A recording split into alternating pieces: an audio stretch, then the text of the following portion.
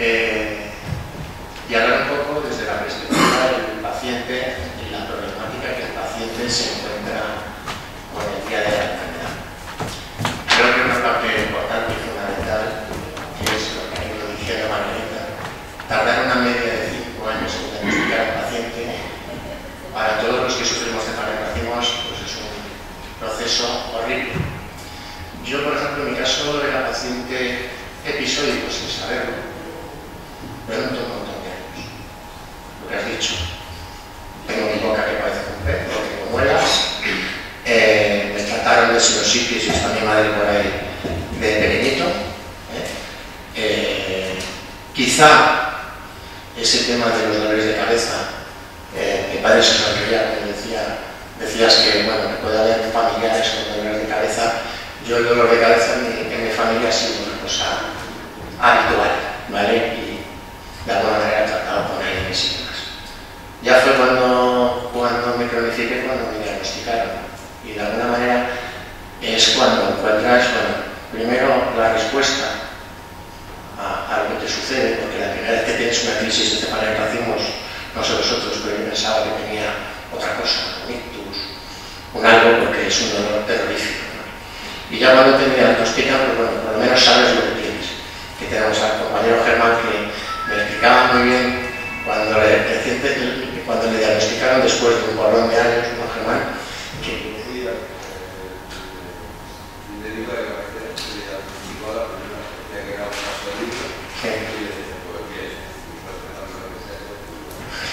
sí,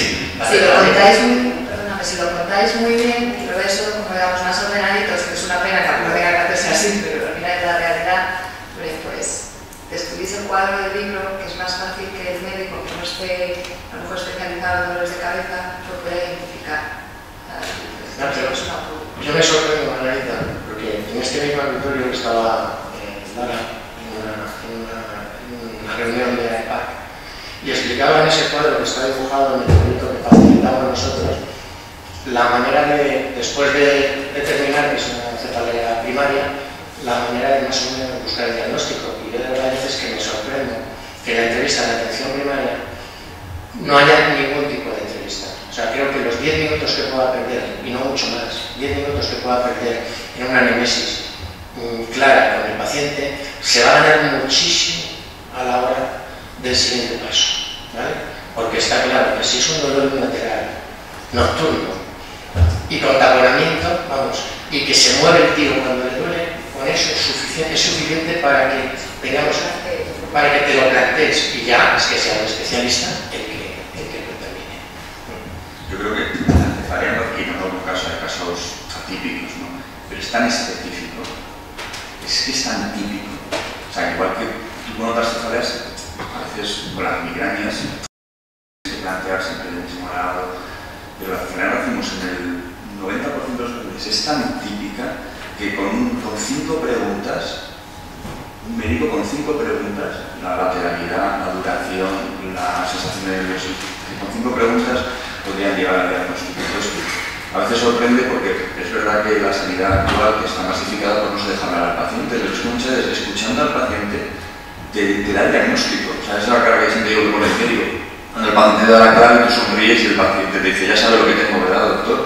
Es que escuchando al paciente, dejándole hablar, no 10 minutos, que es lo que dicen en los libros, en 5 minutos un paciente con cefalea en racimo tienes el diagnóstico. Y te sorprende a veces que te viene migraña, te llega el paciente, le entras por la puerta a un varón así, que ya viene con el ojo, y dices, bueno, pues esto que va a tener que ser pues, una cefalea en racimos, ¿no? Yo creo que es importante esto. Yo creo que hay una cosa más sorprendente, que es cuando el error diagnóstico lo mete en el neurólogo, que estoy seguro que alguna de la sala la pasada, ¿no? Porque bueno, el médico cabecera tienen 3 minutos para ver los pacientes, la sanidad está masificada, es verdad, habría que mejorar, pero a mí me parece en un cuadro que es paradigmático, que es muy difícil. Lo que dice Jesús, puede haber un caso concreto que te puede dar un quebradero de cabeza, pero es algo tan claro que a mí me llama la atención algunas veces que me he encontrado informes de neurólogos diagnosticando migrañas o neuralgias del trigémino a casos pues, que son realmente paradigmáticos. O sea, yo creo que falta mejorar la asistencia y creo que falta también mejorar la formación. Creo que a los residentes de neurología se debería hacer mucho hincapié en las cefaleas y que eso falle un poquito también. No obstante, Germán, yo creo una de las peticiones que nosotros hacemos al sistema de salud es que cuando se diagnostica o se medio diagnostica un tipo de hemicrania, que se derive a unidades especializadas. Fundamentalmente, no solo porque sea un diagnóstico más acertado, sino porque al final, vosotros que sois especialistas en esto lo sabéis, cada uno de los pacientes requiere de un tratamiento personalizado e individualizado, ¿no? Fundamentalmente, ¿qué ocurre? Que los protocolos que hay ahora mismo, vamos, los sabemos de memoria, amilo, topiramato, litio, valproato, y si no funciona, volvemos a empezar, ¿vale? Fundamentalmente es lo que el neurólogo que no se está especializado en cefaleas hace. ¿Qué ocurre? Que en la mayoría de los casos pues no funciona y no buscamos otras alternativas. Le hablas a profesionales compañeros tuyos de lo que es un bloqueo, y si no empiezas a trabajar con la medicina del dolor de la zona en concreto, el neurólogo de turno no conoce bloqueos, no conoce anestesias. El tema de votos es como un tabú impresionante. Pero vamos, fundamentalmente nosotros lo que requerimos muchas veces es que haya unidades de referencia. En Madrid somos afortunados, pero sales de Madrid, de Barcelona, de Valencia, y el resto está muy complicado. Yo estoy absolutamente de acuerdo. Yo creo que las restricciones autonómicas se deben llevar en una unidad de cefaleas.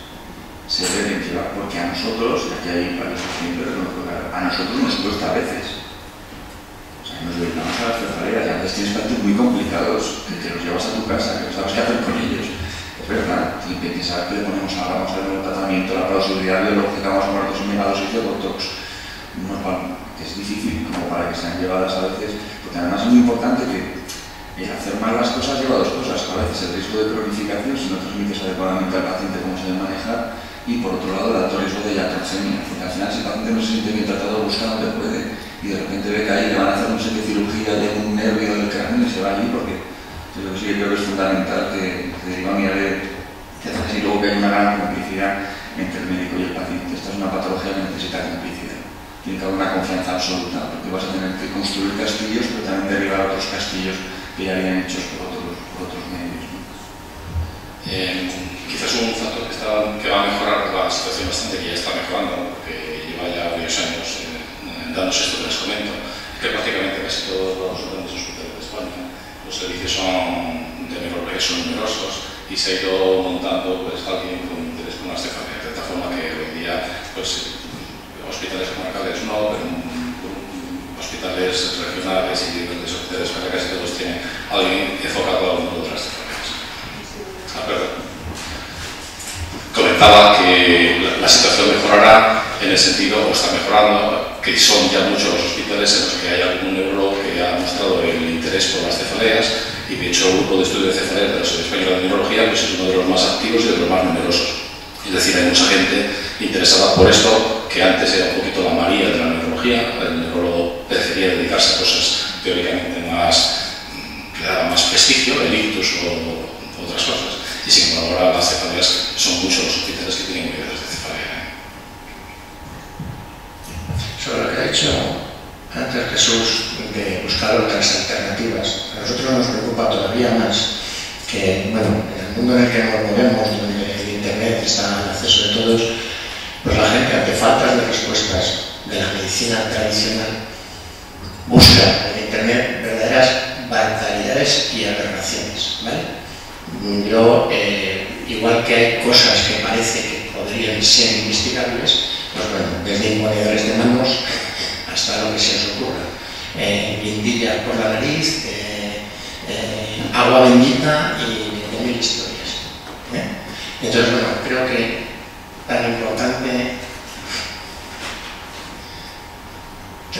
importante es que haya buena atención como que haya mucha información a los pacientes sobre estos temas. Yo sí quería hacer un pequeño comentario respecto a lo que hemos visto en la asociación con respecto a la hemicrania paroxística y a la cefalea en racimos. Muchas mujeres que inicialmente están diagnosticadas de hemicrania paroxística simplemente por el sesgo de ser mujer o ser varón, ¿no? Tú tienes cefalea en racimos porque eres hombre, tú tienes hemicrania paroxística porque eres mujer. O mujeres con migraña, que en un momento determinado están diagnosticadas de migraña.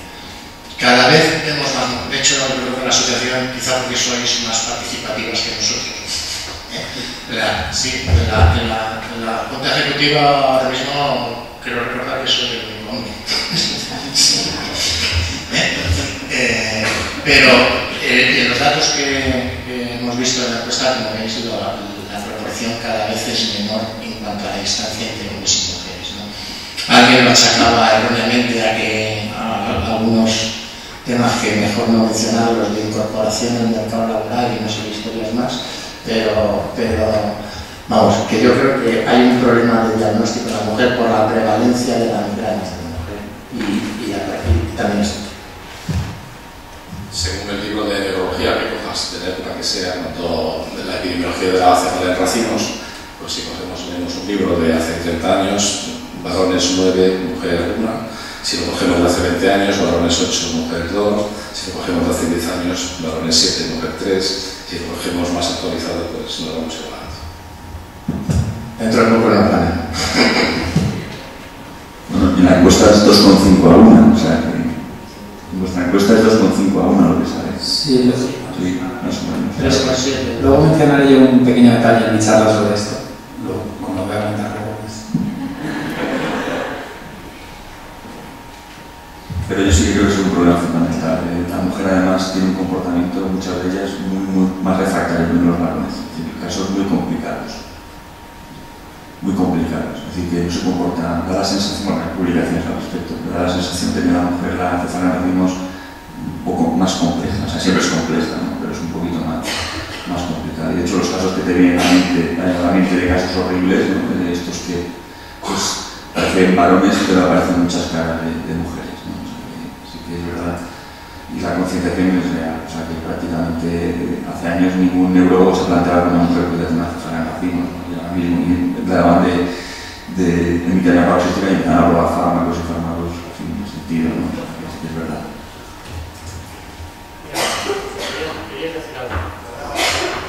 Pues van a ir pasando el micrófono y así nos enteramos todos.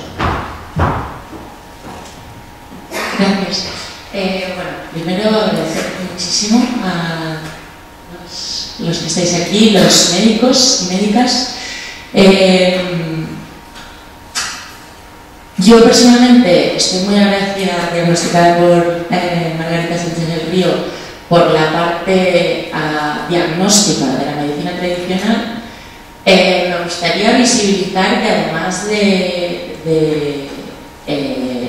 que haya medicina alternativa que está haciendo mucho daño, me gustaría visibilizar el daño que también están haciendo fármacos que no nos sirven, ¿no? Y entonces aquí gran parte de las asociaciones, foros, se sabe que no solo, o sea, llegamos hasta donde llegamos con el conocimiento desde la medicina y desde todas las ciencias, pero donde no llegamos estamos,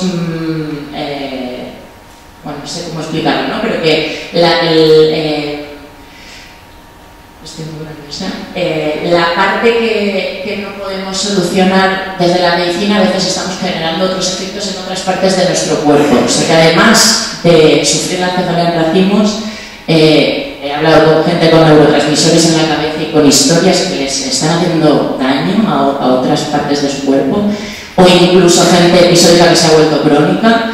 Y bueno, me gustaría que hagamos un poco de autocrítica en este sentido, porque sé que esto está vinculado a industrias farmacéuticas y a otras historias que forman parte de nuestras vidas y que el cuerpo lo estamos poniendo nosotros. Y la propia médica dice, probemos esto, que seguro que en esta migraña paroxística pues habéis encontrado la solución, y que a veces es probando cómo se encuentra la solución, pero también miremos cómo probando hay gente que se ha vuelto con prednisonas y con cortisonas y con un montón de medicamentos. Hay gente aquí sin diagnosticar que a lo mejor está probando un montón de medicamentos que a lo mejor teníamos que dejar de probar, porque lo único que sabemos sí o sí es que el oxígeno sin efectos secundarios soluciona. Bueno, no sé, me gustaría como darle un lugar al tema de que los fármacos están dañando nuestros cuerpos, además de que convivimos con esta enfermedad. Voy a contestar yo parte de tu pregunta. Una de las cosas que también yo creo que es fundamental que vosotros tengáis en cuenta es que también nosotros, cuando nos responsabilizamos de nuestro tratamiento, nos sentimos muchas veces también muy frustrados porque vemos que con las armas que tenemos, voy a entrar solo en la parte farmacológica, ¿vale? A veces no conseguimos mejorarlos y somos muy conscientes que también los corticoides, los calcio antagonistas, el litio pueden tener una toxicidad. Lo que pasa es que a veces no tenemos más remedio viendo la situación desesperada, porque no todo el mundo tiene unas formas episódicas de fácil, digamos, manejo. O sea, esos cuadros realmente suelen ir muy bien y hay mucha satisfacción tanto por parte del paciente en general como del médico. Pero cuando vemos que seguís teniendo episodios, que la medicación nos está sentando mal, nosotros también lo pasamos muy mal, porque no tenemos a lo mejor otras opciones terapéuticas para daros. Y a veces cuando os tenemos que proponer vamos a tener que ir a utilizar un estimulador, es porque ya vemos que los fármacos están haciendo más daño que beneficio. Entonces, que nunca, por lo menos los que estamos aquí, vamos a tomar una decisión porque sí, ni muy a la ligera, sino que vemos que esto es lo que hay, esto es lo que tenemos y que nosotros también lo pasamos muy mal. O sea, que tenemos siempre que dar pues, la imagen de venga para adelante, hay otras opciones, ¿sabes? No os podemos encima poner un panorama fatal y horrible y decir, mira, esto va fatal, todo está sentando mal, ya, solo oxígeno. Es que como transmitamos encima esa imagen de quédate solo con el oxígeno, porque nada va, ¿sabes? Es también muy difícil. Que hay que buscar un punto intermedio y que hay que seguir buscando nuevas opciones terapéuticas, sin lugar a dudas, vamos. Margarita, en ese sentido, algunos casos que yo he visto de pacientes crónicos, yo hay veces que determinadas cosas no llegan a entender. Yo, por ejemplo, hablaba con un paciente que estaba consumiendo litio desde hacía 6 años de manera continua, ¿vale? Y sigue teniendo crisis todos los días. Yo, por ejemplo, los tratamientos preventivos de los que actualmente o hasta ahora, esperemos que todos estos nuevos que están saliendo sean más eficaces, tengo bastante claro para mí como paciente el que sí, yo estoy dispuesto a probar cualquier tratamiento nuevo que salga, pero en el momento determinado, aunque no tenga ninguna efectividad, es totalmente absurdo el uso del tratamiento. Y lo que sí parece que falta es un criterio a nivel profesional de decir, oye, este tratamiento tiene que tener una vida lógica de si funciona, lógicamente, seguir con él, pero si no funciona, bajarlo lógicamente. Yo tengo un paciente con 6 años con litio, pues no sé si seguirá teniendo cefaleas racimos, pero se va a morir antes que yo, seguro. A ver, totalmente de acuerdo, o sea, no te digo nada en ese sentido, que los médicos hacemos muchas cosas mal, no hay tampoco lugar a dudar, pero a veces nosotros le decimos al paciente, suspende esto y te enteras X tiempo después que lo siga haciendo y que no te funciona porque sigues. Que yo entiendo que están desesperados, que se agarran a un clavo ardiendo, o sea, todas las justificaciones, pero a veces han manejado la medicación un poco, y perdonadme la expresión, como les ha dado la gana, sin base, ¿sabes?, para la eficacia. Entonces, culpa tenemos las dos partes. Sí, no, hay un hueco que siempre hablamos de tratamientos y del médico y yo creo que, y hay ejemplos muy claros en la asociación que nos han demostrado que simplemente con la mejora de determinados hábitos de vida, con la gestión de determinadas situaciones, haciendo ejercicio físico, dejando de fumar, todavía, y una serie de cosas que se van mejorando. O sea, parece que nosotros tenemos que poner todo en manos del médico y que, bueno, que la medicina está para lo que decía Germán cuando le diagnosticaron por primera vez. Oye, dame la pastilla y me está. No. Yo creo que también nosotros, por nuestra parte, tenemos que tener una serie de pautas de comportamiento para mejorar y que entre todos busquemos la solución. Por vosotros solos no, y por nosotros solos también. Yo creo que es que somos un equipo, ¿no? Entonces nadie se equivoca ni acierta, hay que entender al paciente como parte del equipo y en el fondo las decisiones no. El médico tiene que entender que el paciente si está desesperado, pues se tome más dosis de la que le toca, o te haga un ciclo de corticoides como uno debe hacer y te enfadas y le echas la bronca, pero hay que entenderlo, pues son seres humanos y están sufriendo y el paciente también tiene que entender que a veces pues tú pones un tratamiento porque crees que es el mejor y que tiene una eficacia, el mejor menos del 70%, el mejor menos del 70% de eficacia, le pones el mejor tratamiento, subes la dosis y le produce un efecto secundario, tú no sabes que va a tener ese efecto secundario, ¿no? Porque tienes que tener las medidas para avisarle que el paciente lo pueda reconocer. Y cuando lo que comentaba yo, no creo que haya medicina alternativa y medicina oficial, solo hay una medicina, y es la que demuestra la eficacia de los tratamientos. Me da igual de dónde vengan los productos o lo que sea, solo hay esa, lo otro no es medicina. Es decir, poner una carbamazepina a un paciente con una cefalea en racimos no es medicina. De la misma manera que no lo es pues, que el paciente vaya a un sitio y le corten un nervio. Eso no es medicina. La medicina, utilizando la melatonina, es un producto natural y es medicina, y es un tratamiento que se utiliza en la cefalea en racimos. El oxígeno, bueno, lo tenemos aquí desde los orígenes casi del universo. No, eso es medicina, igual tan medicina como otra. Yo creo que realmente hay tratamientos eficaces y no eficaces. El problema que tenemos nosotros es que, como comentaba Margarita, llega un momento que en algunos pacientes, porque también otra idea es que aquí estamos todos y muchos de nosotros vemos pacientes o sois pacientes muy complicados, pero la mayoría de nuestros enfermos con la medicación que llevamos van, voy a decir una palabra, cojonudos, con perdón, van muy bien. También estos enfermos vienen a la consulta, le pones el tratamiento, te vienen a la semana y dicen, oye, que ya me duele, te ves al mes y están genial, eso es lo normal. O sea que tenemos un grupo de pacientes muy complicados que para nosotros es muy difícil, porque tienes que buscar medicamentos que se basen en plausibilidad biológica, porque ya has probado, tú dices, este medicamento que acaba de salir por su mecanismo de acción podría ser útil, le cuentas los efectos secundarios al paciente y él decide si se le pone o no, y aquí no hay ningún interés de ninguna industria ni nada, porque es un enfermo en el universo, ¿no? En ese caso en concreto. Pero hay que explicarle bien las cosas al paciente y tiene que saber que lo que vas a probar pues no tiene evidencias, y es así, ¿no?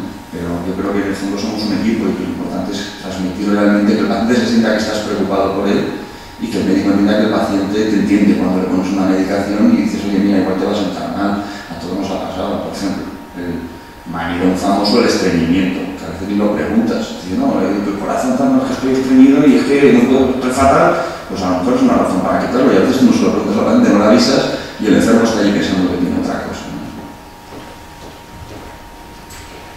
Hola, buenos días. Agradezco muchísimo vuestra presencia porque es verdad que entre médico y paciente la colaboración es fundamental y mi pregunta va un poco en consonancia con lo que acaba de decir el doctor Jesús Porta. Me gustaría preguntar que si en la cefalea interviene el nervio trigémino, porque los médicos somos reticentes a, por así decirlo, matar ese nervio, si, como se suele decir, muerto pero se acabó la rabia. Saldrá después en la charla de intervencionismo de cómo las técnicas de ir a por el trigémino y matarlo, como usted dice, se hicieron durante años y se hicieron textualmente, como usted dice, cortar el nervio trigémino. Pues cortando el nervio trigémino, que esté muy involucrado en la génesis del dolor de cefalea en racimos, el paciente con cefalea en racimos sigue con cefalea en racimos. Es decir, no es el sitio único y exclusivo, como entonces lo que usted dice sería lo correcto. Eso se hizo y se dejó de hacer. Los pacientes quedaban con el nervio trigémino cortado, sin sensibilidad en la cara, sin sensibilidad en la córnea, haciendo problemas oftalmológicos serios, con un dolor neuropático por encima es esa zona insensible les produce dolor y seguían con la crisis de cefalea. Muchas gracias. Y te aprovecho para hacer otra pregunta. Por ejemplo, en mi caso yo padezco de migraña crónica y estoy probando tratamientos farmacológicos y no farmacológicos también. Entonces ahora mismo a mí lo que me da resultado es cuando tengo crisis, que es casi a diario, ponerme oxígeno, que lo tomo en mi casa, y tomarme tristano, que el tratamiento es específico para las crisis.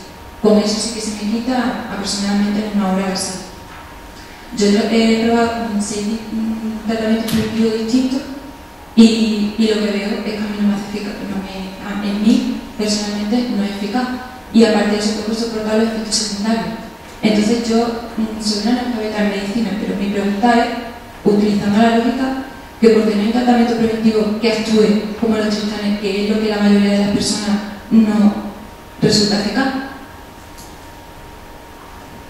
Uno de los grandes caballos de batalla de la medicina, en el caso de las cefaleas, sea para la migraña, sea para la cefalea en racimos, que tuviéramos un fármaco que a todo el mundo le funciona, que a todo el mundo le funciona bien y sin efectos secundarios.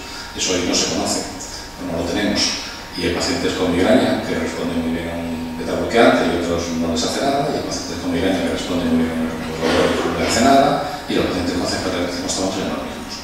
Ahora mismo hay un campo de investigación que estamos muy esperanzados, médicos y pacientes, de que dé sus frutos a muy corto plazo, de tratamientos un poquito más biológicos, más enfocados a la génesis de estas enfermedades, y que esperamos tenerlos, hasta ahora solo los hemos conocido en investigación en ensayo clínico, y que esperamos tenerlos hay poquito tiempo en el mercado.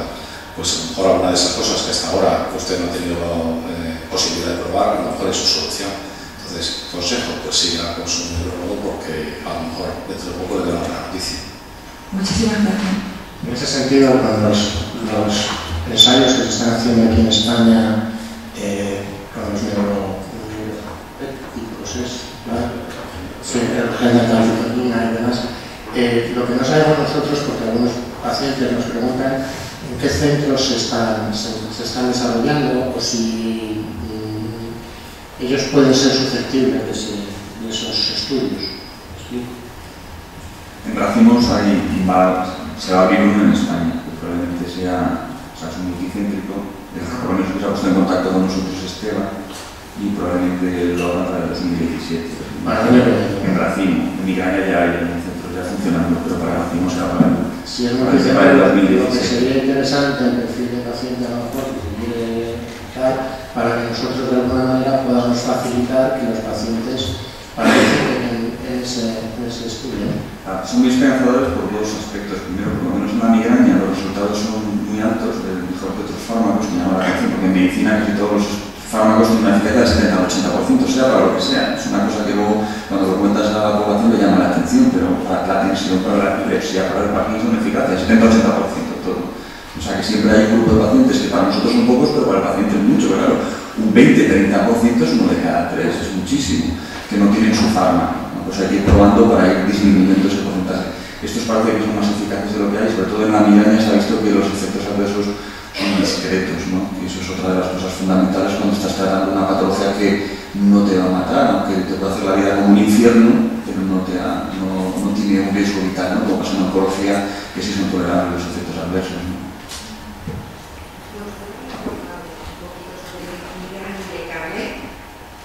Hay una charla específica luego de tratamientos.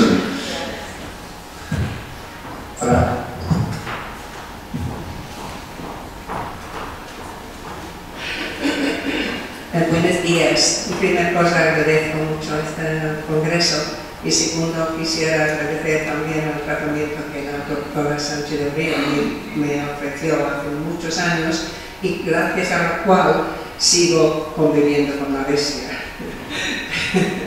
Entonces lo que quisiera solo preguntar, hemos comentado los años en que normalmente suele empezar en los pacientes esta cefalea, pero no hemos hablado de que si hay una tendencia de cuándo puede desaparecer, y para personas como yo, mayor de 70 años, 74, cada año que pasa cuesta más aguantar estos dolores. ¿Hay alguna esperanza para nosotros?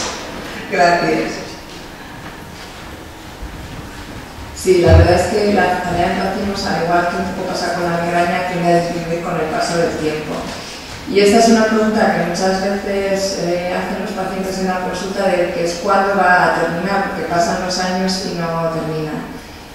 Nuevamente es la misma frustración que comentaba antes, solo podemos contestaros que sí va a pasar con el tiempo, la posibilidad es que vaya disminuyendo, pero no hay una edad tope que digamos, pues cuando sean 75 seguro que van a desaparecer.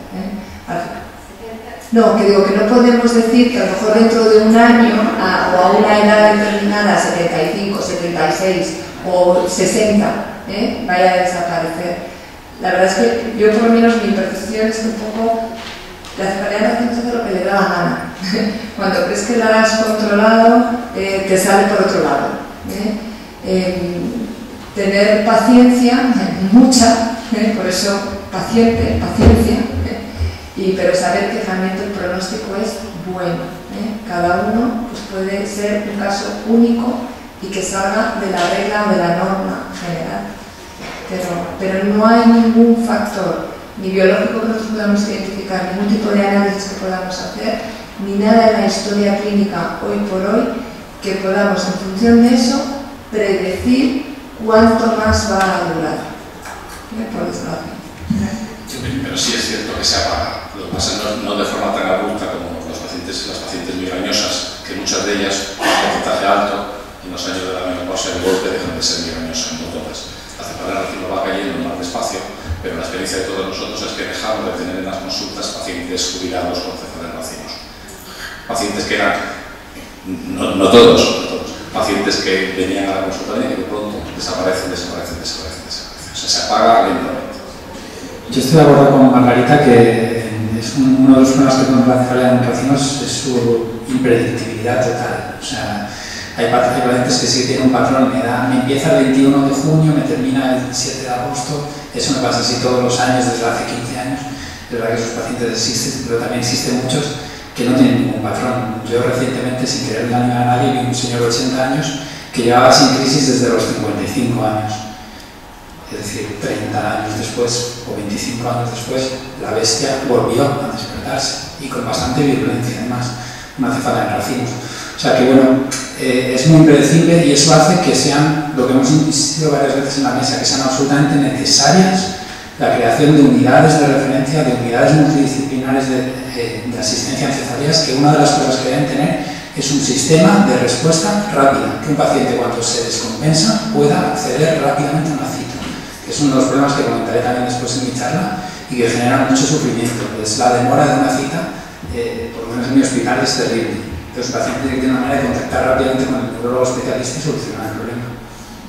Pero vamos a dar a los pacientes diciendo que ese no es el patrón habitual. Es una cosa extraña, Se ha terminado. Es un caso particular. Sí.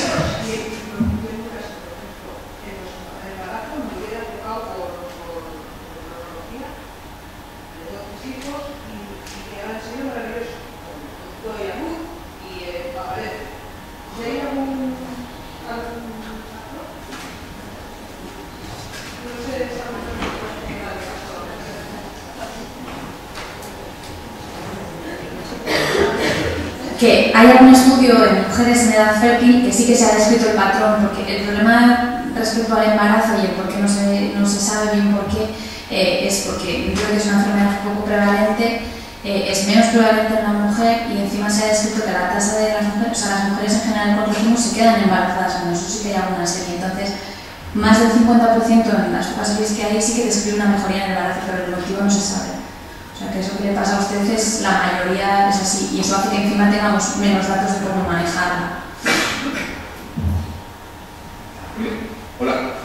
Afortunadamente tenemos tratamiento para combatir la bestia que tenemos encima, pero tenemos otra bestia que anímica, depresión, contra eso, ¿qué defensa tenemos? Tenemos problemas para hacer una respuesta familiar, siempre de la leche, ¿qué defensa tenemos cuando hay nadie que nos escucha? Que nos quedamos aislados. ¿Qué protección nos dan las instituciones? Nadie conoce esto. ¿Qué problema tenemos encima? ¿Quién nos escucha? Toda la razón, Manuel. Toda la razón. Yo creo que hay un problema, primero, en el tratamiento hemos hablado de multidisciplinar, donde en muchos casos no solamente afecta a la cefalea en racimos, sino que afecta a nuestra vida laboral, familiar, social, y debe estar acompañado de un tratamiento psicológico, de aprendizaje y de que podamos llevar la enfermedad de la mejor manera posible.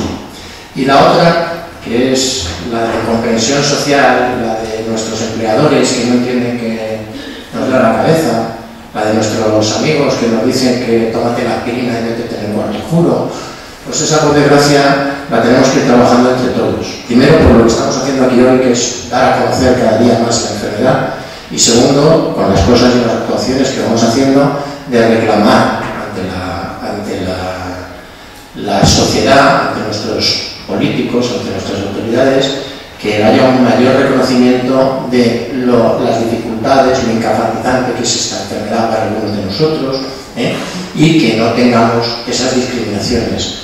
Hay otras enfermedades muy parecidas o con patologías similares que yo vengo a denominar todas las enfermedades invisibles, como puede ser la fibromialgia y demás, que les pasan circunstancias muy similares a las nuestras, ¿no? De incomprensión social y de problemas laborales.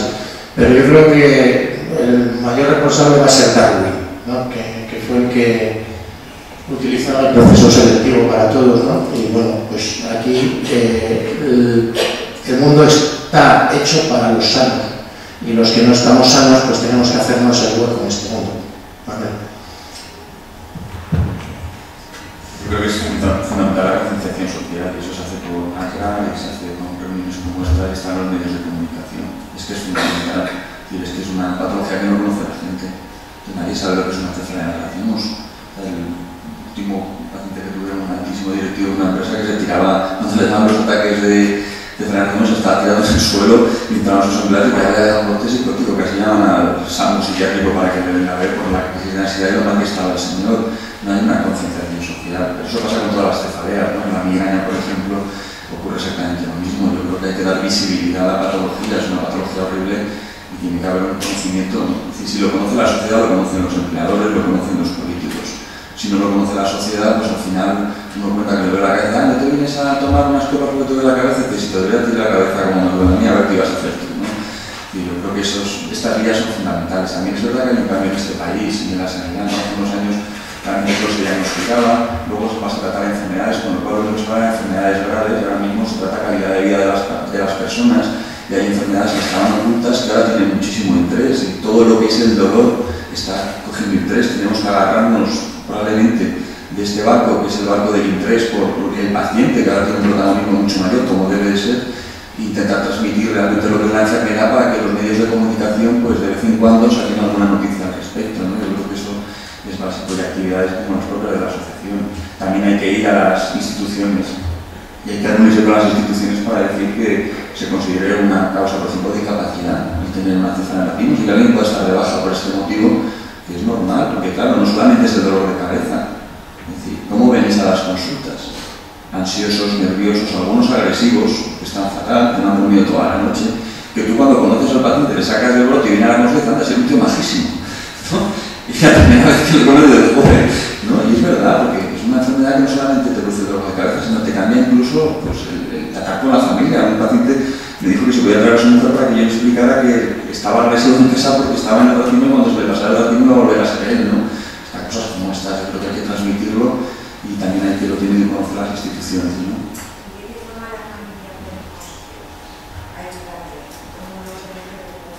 Yo creo que cada persona es distinta, entonces sacar reglas generales para tratar a un paciente que además es consciente de su enfermedad, cada paciente se va a comportar de manera distinta, pero probablemente el momento de preguntarle al paciente lo que necesita no es cuando está con una cefalea, en ese momento que luego dice, oye, ¿qué hago por ti? Déjame en paz, ¿no? Realmente cuando hay que pedirle al paciente lo que quieres que hagas es cuando están fuera, cuando están bien. Decirle, oye, mira, si voy a tener un brote, ¿cómo te puedo ayudar? Por ejemplo, tráeme el oxígeno, prepara no sé qué, déjame solo en el cuarto, no vengas cada 5 minutos a decirme lo que me pasa, pero cada paciente lo puede decir, ¿no? Porque muchas veces le ayudas cuando le ves mal y el paciente cuando está mal lo que quiere es que se le pase la crisis y que le dejes en paz, ¿no? Sí, pero yo creo que la mayoría de los pacientes con enfermedad están muy informados y ellos saben lo que necesitan. De hecho, cuando Ramón, es que ya tenía casi la lista de las necesidades, ¿no? Sí que lo saben los pacientes, ¿no? En este sentido, pero hay que hablar, yo creo, fuera del dolor, ¿no? El dolor está el demonio dentro y entonces habla el demonio, no habla el paciente. Hola, buenos días. Sí, quería en primer lugar agradecer tanto a los médicos como a la asociación el congreso. Y bueno, tenía una pregunta en relación a lo que ha preguntado anteriormente la otra paciente. Soy paciente de cefalea negra racimo, soy episódica. Actualmente me está tratando el doctor Porta, y la verdad es que muy bien, estoy muy contenta. El problema, bueno, mi miedo siempre es, yo me quedé embarazada y ahora tengo un bebé, tiene 10 meses. Durante mi embarazo pues me lo pensé mucho porque me da mucho miedo tener una crisis. Sobre todo el embarazo pues, con los dedos cruzados y no me entró, o sea que fenomenal. Luego he estado con lactancia y más o menos a partir de los 8 meses que yo ya pues, entre me incorporé al trabajo y tal, pues las tomas se fueron reduciendo, me vino una crisis que ha sido este año y ha sido una de las crisis más fuertes que yo recuerdo, que me puse en contacto con Ramón porque lo estaba pasando muy mal. Y entonces, claro, pues yo le pregunté al doctor Porta un poco cuál podría ser, porque me quiero volver a quedar embarazada, pues un poco pues, la compatibilidad entre la medicación y el embarazo, pero sé que es muy complicada esa pregunta. Pero claro, tampoco quiero dejar un poco ese sueño, ¿no? de volver a ser madre. Y él pues me tranquilizó bastante, pues, me dijo que había alternativas, pero justo pues esta semana ha sido a la par para tramitar el oxígeno a domicilio. Me ha tocado el doctor Lara y ha sido bastante duro conmigo, como transmitiéndome es una responsabilidad muy fuerte, si me vuelvo a quedar embarazada, pues de cara a la medicación y bueno, pues yo sé que es una pregunta muy complicada porque pues, yo entiendo que las personas cuando se quedan embarazadas, las mujeres, pues es muy difícil compatibilizar la medicación con el estado de embarazo, pero un poco quisiera saber cuál es el pronóstico que tenemos las mujeres episódicas pues, cuando te quedas embarazada. Muchas gracias. Yo lo primero que pienso es que pacientes migrañosas con cefalea en racimos, con esclerosis múltiple, que se quieren quedar embarazadas y quieren sentir la maternidad, la obligación de los médicos es transmitir los riesgos y acompañarla durante todo el embarazo y animarla para que se queden embarazadas. Esa es mi opinión. 1. 2. Les he comentado aquí que lo normal es que el embarazo vaya bien, lo mismo que ocurre con las pacientes migrañosas, que lo normal es que el embarazo vaya bien. Y si aparece durante el embarazo, tenemos recursos terapéuticos, no son los mismos, es verdad. Es decir, estamos con las manos, pues, pero tenemos recursos terapéuticos para tratar a los pacientes, por ejemplo, el oxígeno, por ejemplo, los triptanes, es decir, el registro, hablando del paciente, se pueden poner triptanes durante el embarazo, el registro que hay, no hay mayor teratogenicidad. Por ejemplo, los bloqueos de los nervios craneales que se pueden hacer cada 3 días con lidocaína, que a algunos pacientes les hace algo, a otros no les hace nada, ¿de acuerdo? Por ejemplo, los corticoides también se pueden poner durante el embarazo, eso tratamiento. Ahora mismo la toxina botulínica se considera una C en el embarazo, cuando antes estaba contraindicada ahora es una C. Es decir, que hablando con el paciente, de hecho yo hace poco acabo de pinchar a una paciente que es una migraña, pero que estaba horrible y le he pinchado. Le he dado los artículos, nos los hemos leído juntos y está encantada, ¿no? Es decir, que es verdad que hay fármacos que no deberíamos utilizar, el de Depakine nunca, ¿no? Que puede producir mayor riesgo de autismo a largo plazo, malformaciones, etc. Pero yo creo que esto de hablarlo tranquilamente. Yo no creo que sea una responsabilidad de la madre, es un derecho que tiene la madre y lo tiene que hablar con el médico y se tienen que seguir las pautas adecuadas para que la madre pueda. Es decir, si quieres tener un hijo, es tu maternidad, es tu decisión, los médicos te tenemos que acompañar, tranquilizar y hacer todo lo posible para que vaya bien. Y si las cosas van mal, porque puede pasar, pues habrá que hacer lo posible para que te sientas acompañada. Porque también te puede ir mal sin tener una cefalea en racimos y tener otro proceso, y eso también hay que tenerlo claro, que ninguno estamos exentos de tener enfermedades durante el embarazo, no los varones sí. Pero entonces yo creo que lo importante siempre es acompañar al paciente y entender sus necesidades. Pero yo esto de no te puedes quedar embarazada de una cefalea en racimos, no te puedes quedar embarazada porque eres una migrañosa, a mí personalmente me duele la aurícula izquierda cada vez que lo escucho por parte de un paciente y lo digo así. En esos casos también es muy importante trabajar conjuntamente con el ginecólogo, ¿sabes? Casi considerar a esa mujer, que en principio no podría por qué serlo, pero con un embarazo de alto riesgo, en el sentido de que le hagan las ecografías, con un seguimiento mayor del ginecólogo, pues por la medicación que se esté dando, por la situación de la paciente, para adelantarnos a cualquier problema y tomar las decisiones que sean en cada momento. Yo en concreto en las pacientes que tienen, por ejemplo, migraña, porque es más frecuente que se plantee esta situación, si quiere quedarse embarazada, le digo que se quede embarazada ya, que el mejor preventivo es la migraña, el embarazo. Y a partir de ahí, que no lo retrasen hasta que estén mejor, o sea, que es una decisión muy personal, pero lo que decía Jesús, nosotros pues tenemos que estar ahí, se pueden dar medicaciones. Obviamente es más fácil para el médico decir no te quedes embarazada porque me quito un problema, ¿sabes? Eso es algo muy criticable a muchos médicos que hagan eso. Que te va a suponer más trabajo, que vas a tener que implicarte más, que vas a tener que tomar decisiones más difíciles, sí, pero ese es tu trabajo, ¿sabes?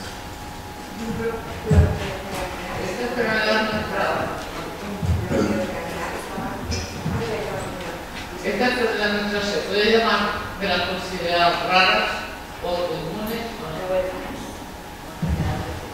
Enfermedad rara no es porque una enfermedad rara es un caso por 100.000 habitantes año, no es una decidida y es un caso. La crónica casi la podríamos, por poco podría entrar dentro de las raras, pero es un caso 100.000 habitantes año. Entonces como estamos entre 0,3 y 1 por 1000, pues no se incluiría dentro de las raras, aunque estuvo, la sacaron.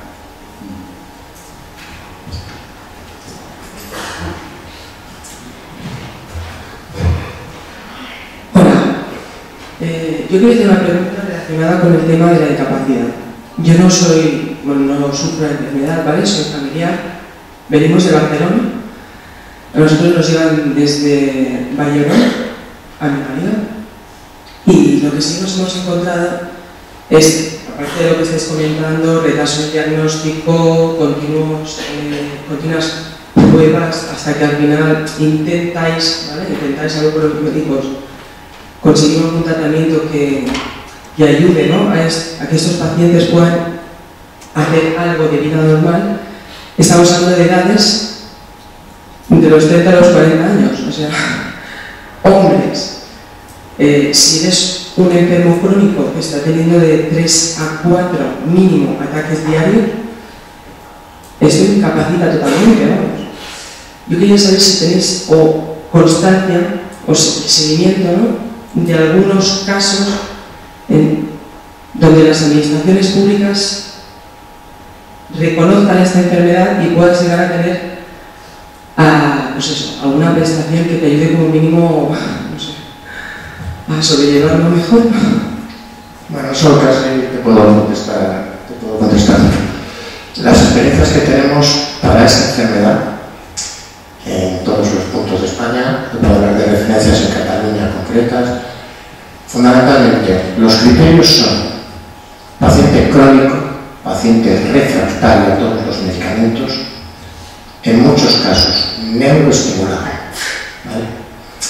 Lo que supone pues, un criterio, desde mi punto de vista, un tanto excesivo.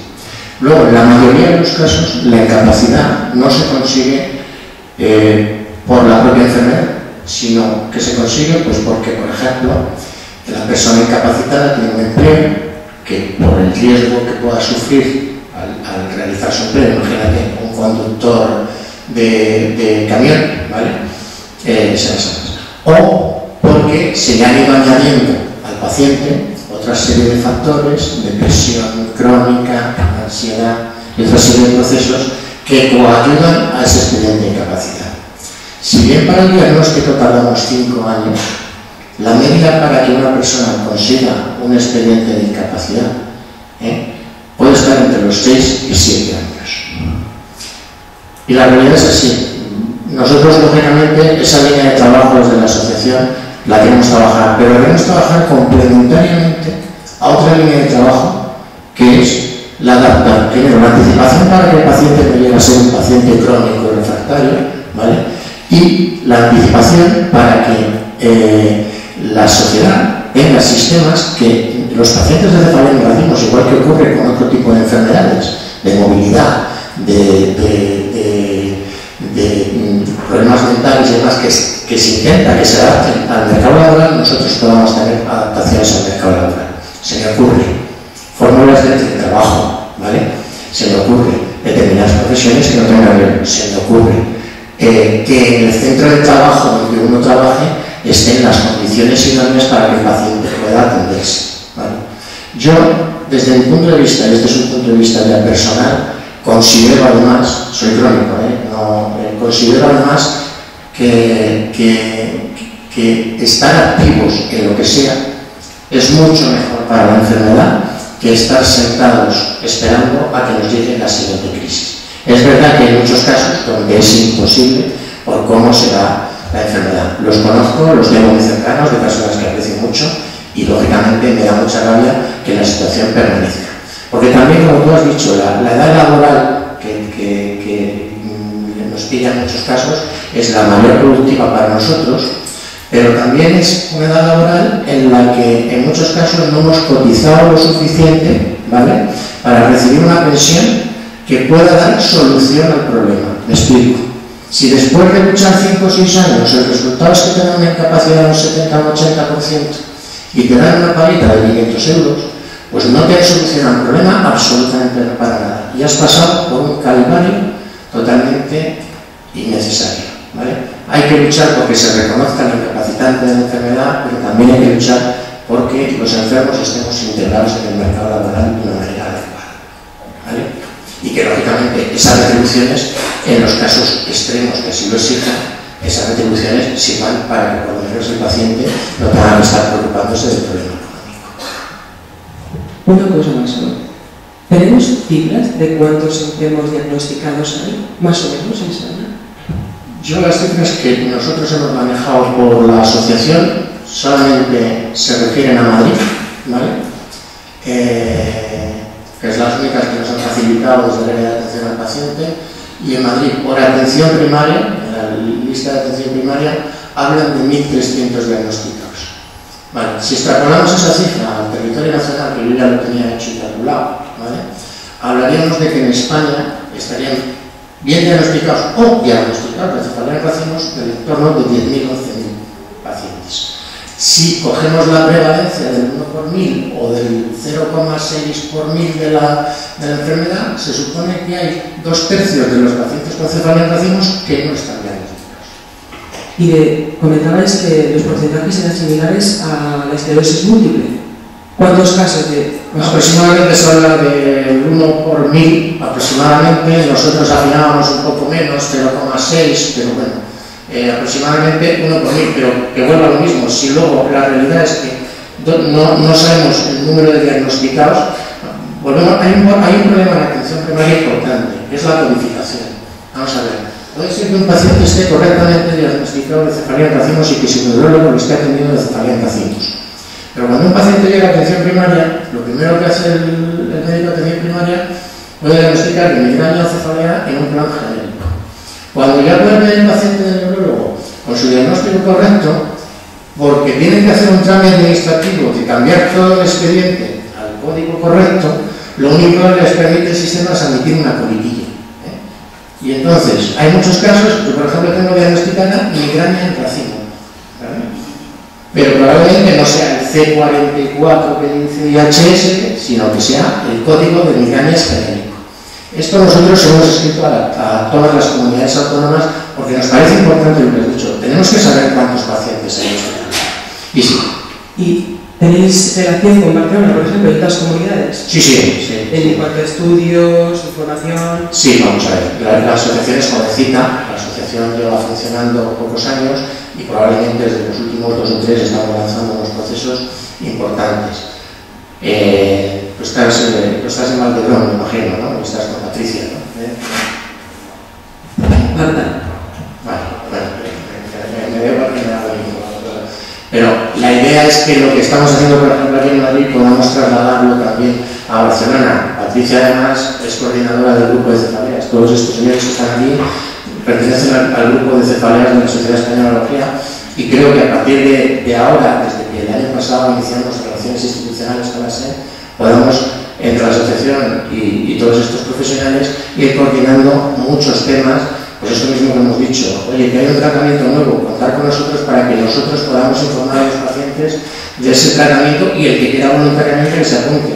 Oye, nos interesa, Ramón, que hagamos una encuesta sobre tal tema o cual tema. Nosotros la facilitamos, trabajaremos los meses que haga falta para sacarla y se la facilitaremos a ellos. Yo creo que es el modelo ideal y que lo estamos empezando a estructurar y dará sus frutos. Yo actualmente he estado en el proyecto experimental y en Valladolid. No me ha funcionado, no tiene rescate. Y al final te pongo las votos, después de un año, y espero que me ayude un poco. Yo te puedo hablar de mi experiencia personal. Yo llevo con votos, voy a hacer casi 3 años. Las frecuencias no me están mejorando mucho, pero las intensidades son bastante más soportables y que puedes tener una mejor calidad de vida. Yo soy médico como tú, tengo la suerte de haberme prejubilado, pero te puedo decir que yo he hecho jornadas laborales similares a las que pudiera hacer trabajando para la asociación y lo puedo llevar, ¿vale? Espero que te vaya bien. Luego hablamos un ratito. Gracias. Hola, buenos días. Me llamo Ramón, vengo de Barcelona también y bueno, tengo 46 años. Haré un resumen muy rápido porque a todos nos pasa algo parecido, ¿no? Que tenemos esta bestia que decía un doctor. A mí me diagnosticaron con 36 años. Recuerdo que el primer dolor lo tuve con 26, no sabía lo que era y duró muy poco, pero era horrible. Y bueno, en cuanto me diagnosticaron, me dieron la medicación preventiva típica de azupiremato, creo que era el Antium y la cortisona, y me dieron el imigrante, entonces te daban el imigrante en pastilla. Hice esos tratamientos, tengo que decir que sin mucha confianza, y bueno, el imigrante a veces, cuando lo tenía en la boca me pasaba el dolor. Y a veces cuando me había tragado me multiplicaba el dolor, ¿no? Entonces, por mi cuenta y riesgo, decidí dejar de tomar medicación, tanto preventiva como para el dolor.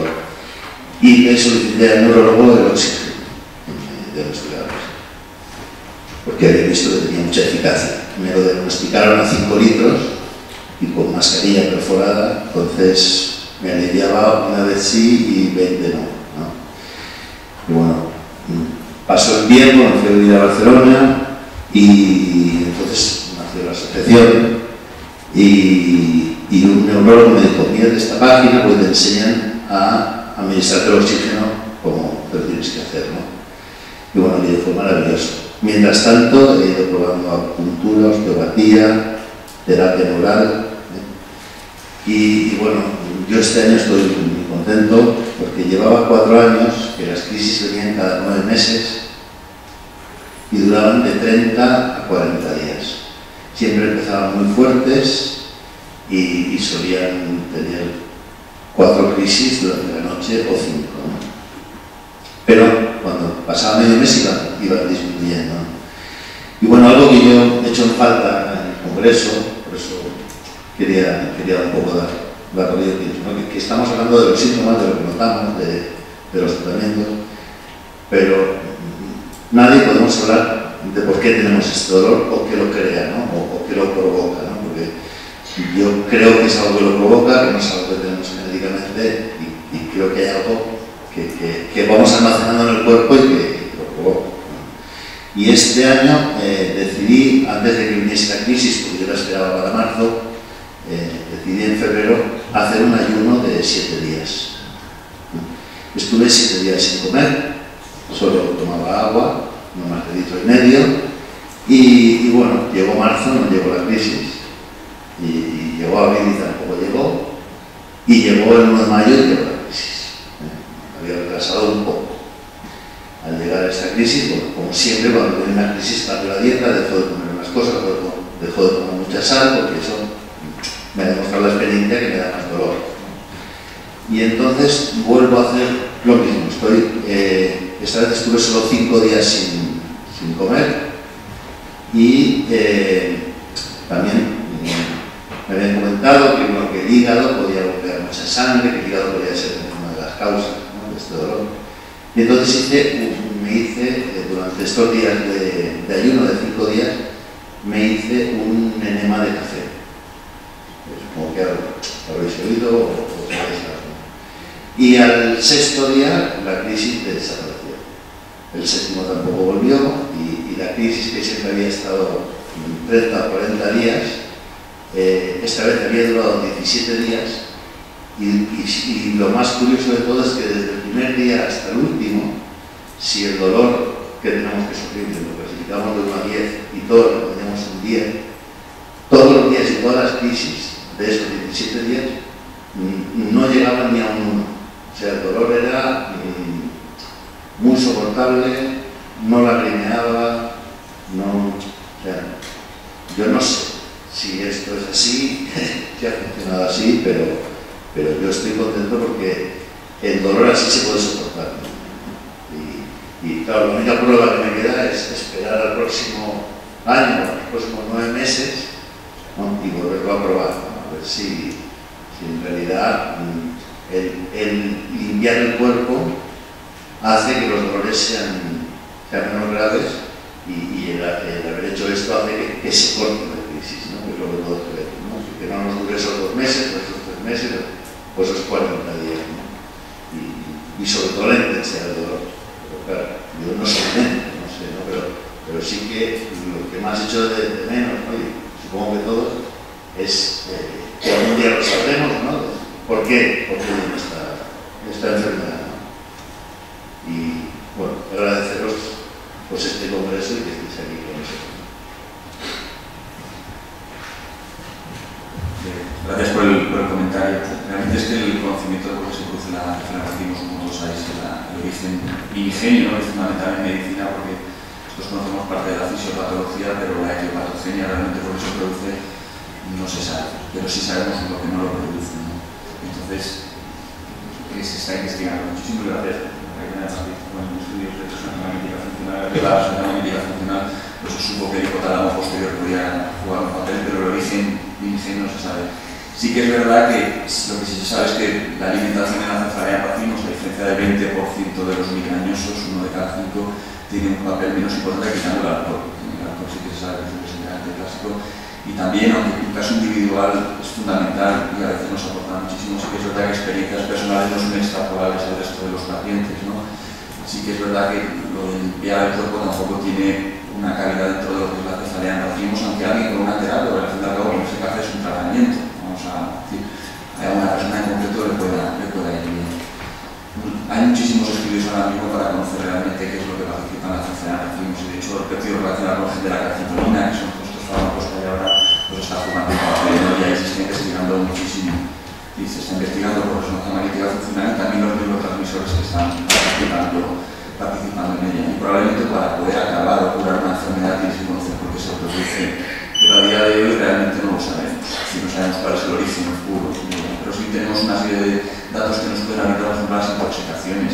Es igual en todos los países, con lo cual en la India los niños que están desmontando ordenadores, que tienen contacto con sustancias metales pesados, van a tener la misma probabilidad de tener una cefalea en racimos que las personas que viven a lo mejor en Coral Gables, en Miami, ¿no? Es decir, eso sí que los factores tóxicos son en principio poco importantes en este sentido, pero sí que es verdad que una experiencia personal puede ir a alguien bien. De hecho, hay pacientes que cuando tienen la cefalea en racimos en vez de irse a una ducha de agua fría, y yo se lo cuentan a otros a la ducha de agua fría y empeorar el dolor de cabeza. Ha dado muy bien la experiencia que nos ha comentado, ¿no? El Iligrana, no voy a hablar porque tarda mucho en hacer efecto, pero si supongamos se trata de introlección y hay pacientes que les aumenta el dolor de cabeza cuando se ponen el Iligrana, ¿no? Como es su caso, ¿no? La mayoría van a mejorar, ¿no? Cada persona responde de una forma distinta, ¿no? Los tratamientos, sí que es verdad que se está avanzando mucho y es muy importante también tener a los pacientes reunidos y conocer a los pacientes porque, claro, el conocimiento de cómo se produce una enfermedad va a venir de las mentes que piensen, pero también va a venir de ver muchos pacientes y ver realmente lo que pasa, ¿no? Y a veces el descubrimiento es una anécdota de un enfermo que te comenta que todavía no saber dónde está el origen de una patología, ¿no? Hola, buenos días.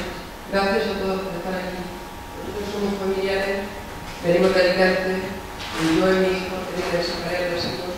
Se le diagnosticaron desde el primer día que fuimos medicina no en la seguridad social, en privada.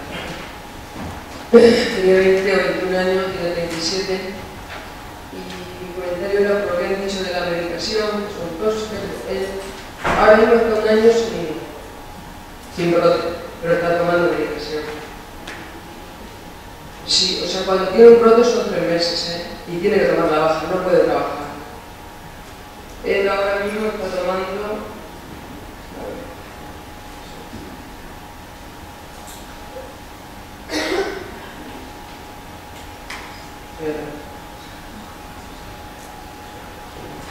Él ahora mismo está tomando Maridón, 120, 4 al día, Lenú, 400, 4 al día, lleva una analítica al mes así, por el Lenú. Y relaja una vez por la noche porque se nota mucho el cuello, o sea, se nota mucho los cervicales, como que... Y algún Valium si es necesario también por lo mismo por él. No tiene ninguna crisis. La está esperando, como han dicho, o sea, él era, o sea, como ustedes han comentado, cuando empezó, una vez al año, siempre en septiembre. Luego ya mutó, o sea, ya era en primavera, era en septiembre. Luego ya cambió, 3 veces al año, era mucho. Aquello está con el neurólogo ahora mismo, está con el doctor Lainez en Valencia y con el neurólogo ahora en Alicante. No sé si tendría que ser con un neurólogo más especialista en el racismo. Del dolor de la seguridad social, desde luego, a él no quiere ni ir, porque igual le dice, bueno, esto es un dolor de cabeza que da cada 3 años o 4 una vez. Eso no es así. Hay que verlo. Hay que verlo para saber lo que es un ataque de cefalea en racimos. Hay que estar delante. Yo soy su madre, yo me voy solo para acompañarlo.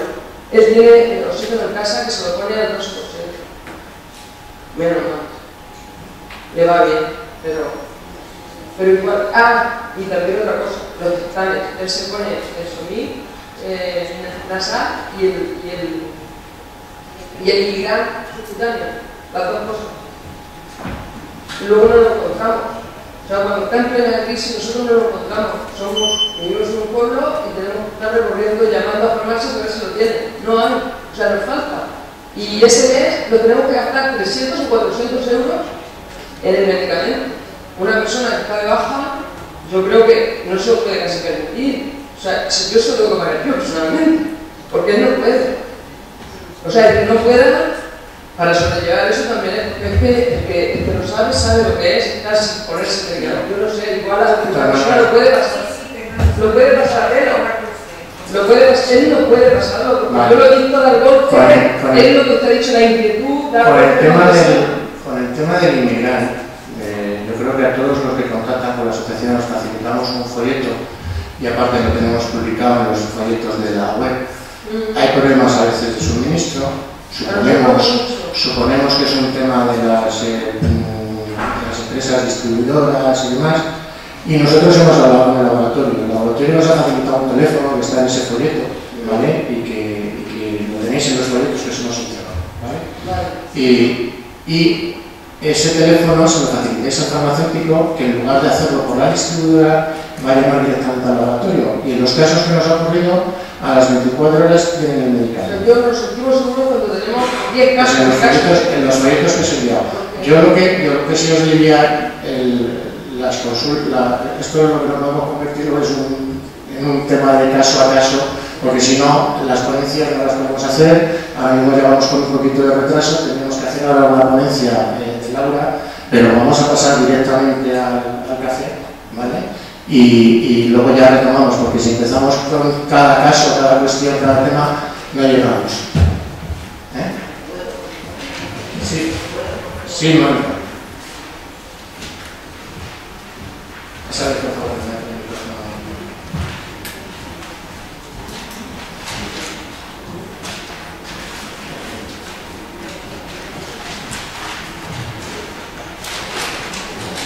Bueno, buenos días. Yo no voy a hacer ninguna pregunta, simplemente quiero agradecerles muchísimo esta oportunidad, como dice el cartel, para poder dejar de ser invisibles. Y ante la calidad humana que estoy viendo, yo me voy a venir a vivir a Madrid. Gracias, Mónica. Gracias a todos. Yo quería comentar algo con respecto al oxígeno. Aquí se ha hablado de terapias sin mucha evidencia, con poca evidencia o sin evidencia ninguna, y resulta que el oxígeno tiene el mayor nivel de evidencia que pedimos los médicos, un nivel de evidencia tipo A, que solo tiene el oxígeno y los triptanes subcutáneos. Bueno, pues ese argumento no ha valido para nada.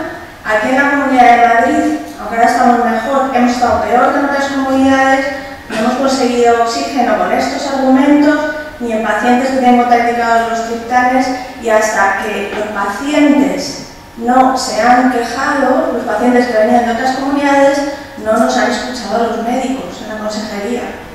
Eso es así. Yo quería aclarar sobre el tema del oxígeno puntualmente, que es una de las líneas. Como bien ha dicho Valentín, nosotros tenemos que priorizar. Y lo más prioritario para la asociación era que los pacientes tuvieran oxígeno. Yo os puedo decir, yo llevo llevando el buzón de correo de contacto, ¿vale? Y he ido mejorando la situación sensiblemente a nivel general. Creo que ha sido función de la asociación que así sea.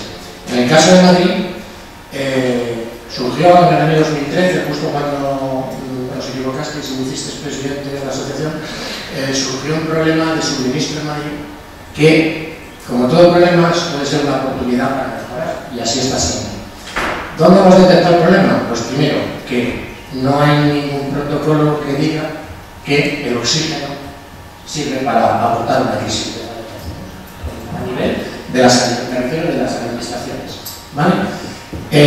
Otro problema que existía era que el oxígeno, los medicamentos, la Agencia Estatal de Medicamentos trata este oxígeno como un medicamento. Si las empresas de oxígeno no solicitan a la Agencia Estatal de Medicamentos autorización para que le den ese medicamento, pues no pueden prescribir, no pueden mandar ese medicamento. Cuando nosotros iniciamos este proceso solamente había 4 empresas de oxígeno o 4 medicamentos en la Agencia Estatal de Medicamentos. Hoy estamos ya por unos 15, creo que te mandé la información del tema. Hoy estamos que ya podrían dar cobertura a todo el territorio español, ¿vale? Y lo que nos queda es que esa administración sanitaria, esas 17 comunidades autónomas, con lo que conlleva ese problema, cada una Lo que nosotros vamos a hacer es que en Madrid está muy avanzado, con la gente del área de atención al paciente lo tenemos muy avanzado, de hecho están redactados a falta de reunirnos con el SIMESA y con algún otro, entre otros, y en cuanto esté publicado, nosotros desde la asociación lo que vamos a hacer es expandir, exportar al resto de las comunidades autónomas este trabajo y decirles, pues estamos facilitando el trabajo, lo único que tienes que hacer es esto, las empresas ya lo tienen autorizado, no hay que pedir una autorización a la agencia estatal por cada comunidad, y lo único que tienes que hacer es hacer un copy-paste de lo que haga esta comunidad, ¿vale? Muy probablemente os anticipo que sí tenemos que seguir pasando por el neumólogo, pero simplemente para que el neumólogo ratifique que tú no tienes ningún problema en consumir oxígeno a las cantidades de los flujos que tienes que consumir, ¿vale?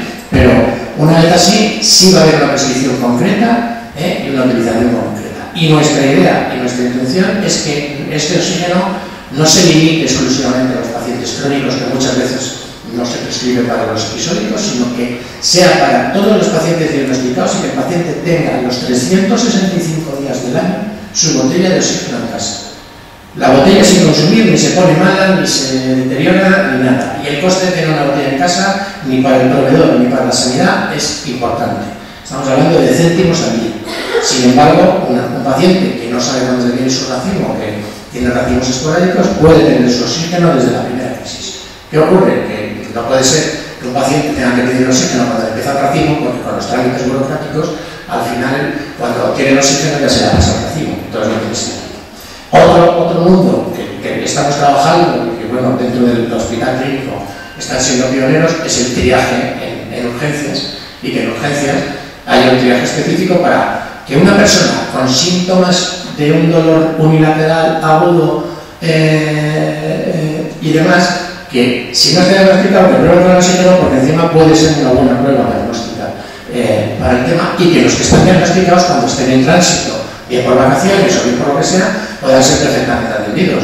La gente que vive en lugares pequeños, vamos, tienen el laboratorio que tienen la botella para ellos, y cuando eso pasa, se ponen y ni saludan, y se van con su oxígeno puesto.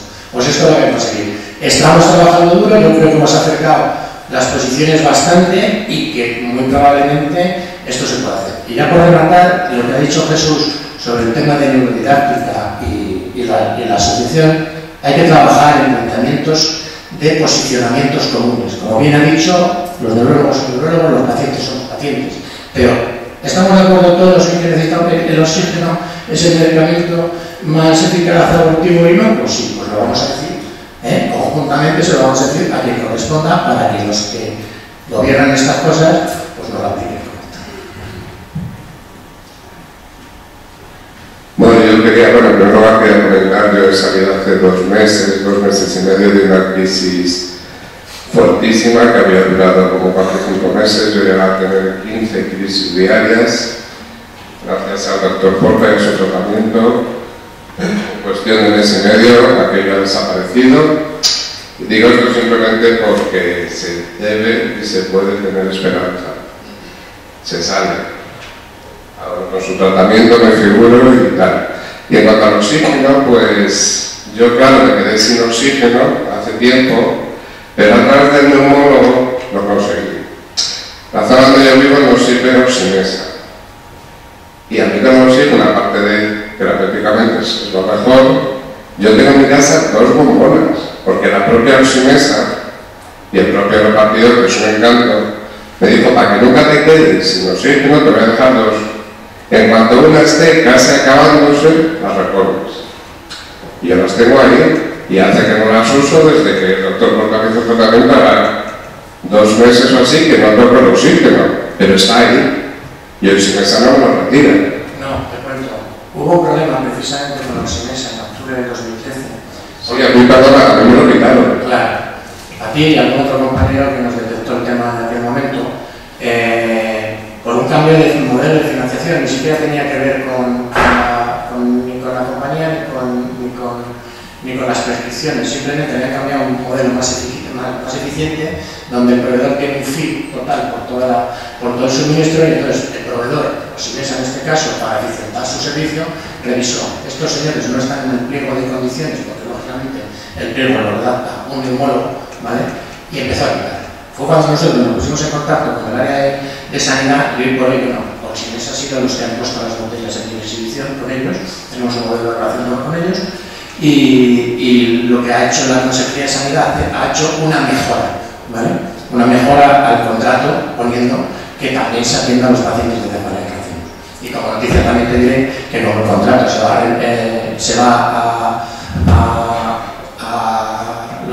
ampliar, no se va a renovar, se va a ampliar el plazo de aplicación del contrato que actualmente, pues no, ni te tocarán el oxígeno, ni te dirán renovación del neumólogo de la terapia hasta que no se frente. La idea es que, lógicamente, ese contrato de mejora se convierta en una situación real donde se tenga plenamente establecido que hay un protocolo y una terapia para oxígeno de cefalea que hacemos en la comunidad.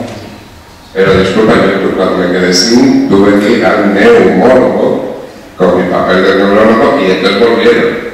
Sí. Pero costó, Yo te digo, los primeros casos, porque nosotros, toda la gente que se estuvo poniendo en contacto con la asociación, nosotros les poníamos en contacto con el área de atención al paciente. Yo he tenido que hablar con muchos hospitales para que si no lo financiaba tal, que lo financiara el propio hospital donde estaba el especialista, ¿vale?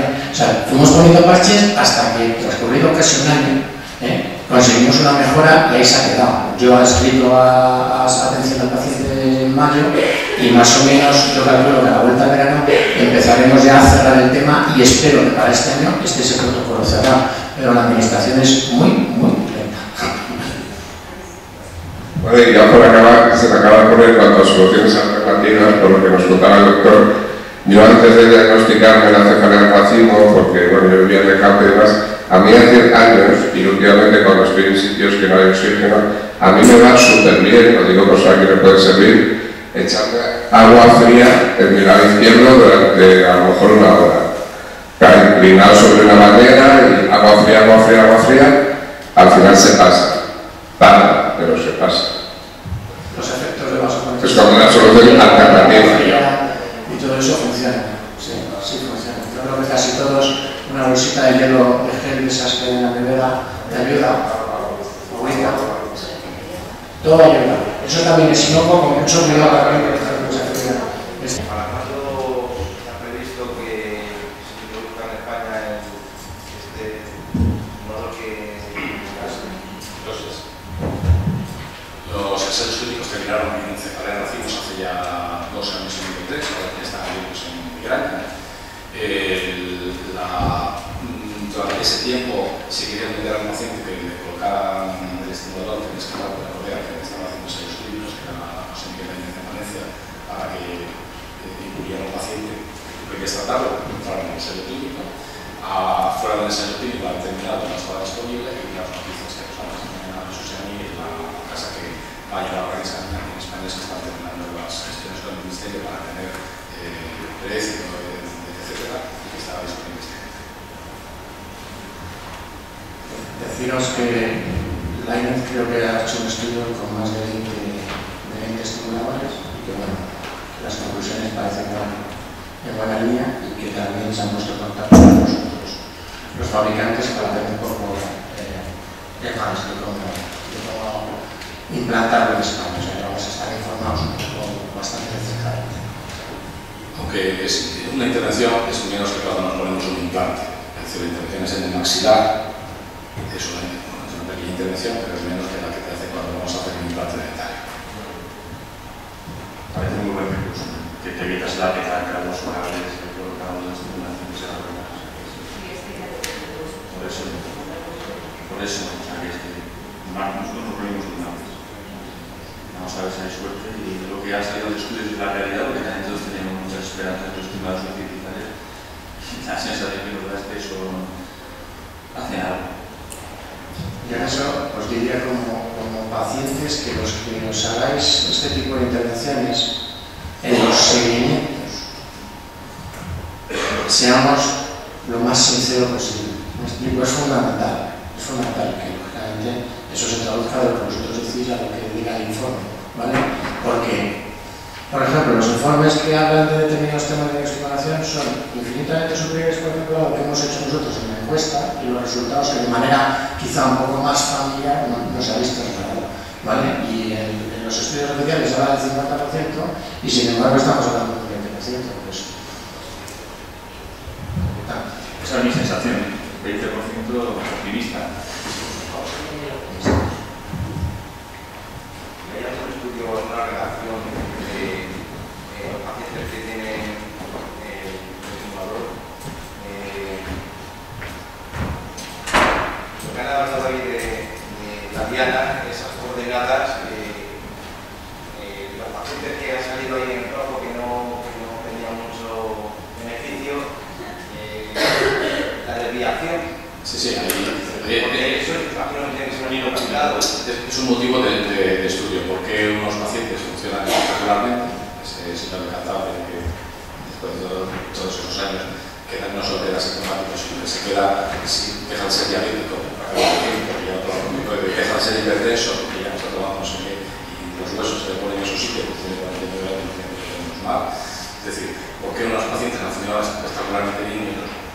Ahí hay diferentes dianas de cada centro a nivel mundial, todos están en esa zona geográfica de lo que llamamos la sustancia de productal, pero no se sabe muy bien todo, porque esta es una zona de conglomerado, no son núcleos, o sea, el hipotálamo ya de por sí mucho, pero el hipotálamo dentro de son multitud de pequeños núcleos de conexiones. ¿No? Tampoco sabemos si el hipotálamo es realmente el generador de la cefalea en racimos, si es el generador o si es una parte importante en un circuito que tiene influencia, sí, porque si vas ahí es una técnica que hoy día mejor resultado tiene pacientes de ese grado de clasificación. Los que hemos visto a los pacientes en vivir directo, que no tenemos que mentir, porque en la realidad esos pacientes entraron así de malitos y están asintomáticos, ¿no? Pero claro, hay que poner un tipo de cerebro, ¿no? Entonces todo lo que salga que te pueda permitir que a esa vía llegue una minimísima proporción de pacientes, pues será bien. Y ahora, pues este paradigma es ir por la vía de abajo, por la vía conocida de siempre, entrando mal directamente porque el electrodo lo pinches en nuestro latino, con poca heterogénea, reversibles, donde funciona, la disponibilidad del paciente, quitando fármacos, entonces tiene muchos puntos más rápidos.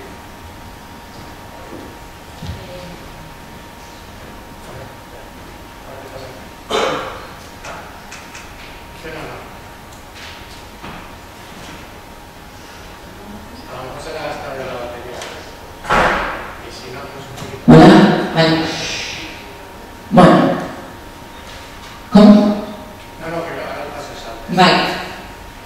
Bueno, al un poco de lo que estabais diciendo, yo sé que se me acelera el corazón con estos temas que estamos hablando. Habéis hablado de, bueno, yo lo siento, pero me fío mucho más de las encuestas entre nosotros que de las encuestas científicas, porque hemos visto que hace unos años estos estudios os habéis ido cambiando de técnicas, las intervenciones en cuerpos de humanos que finalmente me cuesta un montón decir que es una mala suerte que a un señor le haya pasado unas consecuencias trágicas y que es remoto que un paciente acaba de contar que su tratamiento con la alimentación le va bien, y este es un caso aislado, y estudiar 7 casos y empezar a intervenir y abrirnos el cerebro. O sea, lo digo porque hay un riesgo muy grande, lo estáis comentando permanentemente, son porcentajes muy ínfimos en estudios menores, sin contraste, y no soy médica, pero soy socióloga y veo las estadísticas que estáis diciendo, aquí hay mucha gente muy desesperada, y me resulta, bueno, como palabras mayores, y me gustaría saber en realidad por qué no se hace este tipo de estudios con cosas más inocuas, porque si se sabe que hay este riesgo y evidentemente el poder que hay en esa mesa es muy grande, sabemos el poder de la bata blanca y sabemos el poder que pueden tener unas palabras de un señor que te da la esperanza de que en un 60% tu calvario diario se termine. Pero no tenemos estos resultados y no sé qué quiero decir con esta intervención, más que alerta, porque probemos el Masilar, que no tengo ni idea de cuáles son los efectos secundarios, pero ¿por qué no probemos algo que no tenga efectos secundarios? Y no estáis estudiando tanto lo que no tiene efectos secundarios, estáis estudiando cosas mera intervencionistas, y sabemos la historia de la medicina, cómo tiene y cómo tiene mega intereses, que me gustaría buscar qué intereses hay detrás de este maxilofacial, por el cual a lo mejor se me saltan las desconfianzas. Y que hasta que no se pruebe, en vez de intervenir en un montón de gente que después, es que lo habéis contado vosotros, que hay un montón de gente que ha tenido unos efectos secundarios tan heavy como morir, o como ¿por qué se le ha ido la diabetes a este señor? Porque estaba sobremedicado y porque ha dejado de tomar todos los medicamentos que médicos durante años le han ido dando. Entonces, ese es el efecto de este señor, que no tiene diabetes, como nos ha pasado a un montón de gente, que dicho entre nosotros y no entre los médicos, que cuando te quitas las medicinas, la enfermedad baja a su punto, al punto en el que tú la tienes, y a partir de ahí abordarla. Pero la verdad que la soltura en la que hablamos de cosas tan riesgosas como intervenir en el cuerpo humano, que es mucho más sabio que los médicos, el propio cuerpo humano para sanarse, de esa manera, bueno, me exaspera. Comprendo su punto de vista, pero la medicina de los médicos a veces tenemos que intentar dar respuesta a pacientes que se nos presenten en la consulta entonces y que te dicen soluciona la medicina. Y la respuesta es no sé, porque no sabéis. No tenéis ni idea en un montón de cosas y lo habéis dicho, no sé cómo va, no sé cómo irá. Nosotros hay que sentir.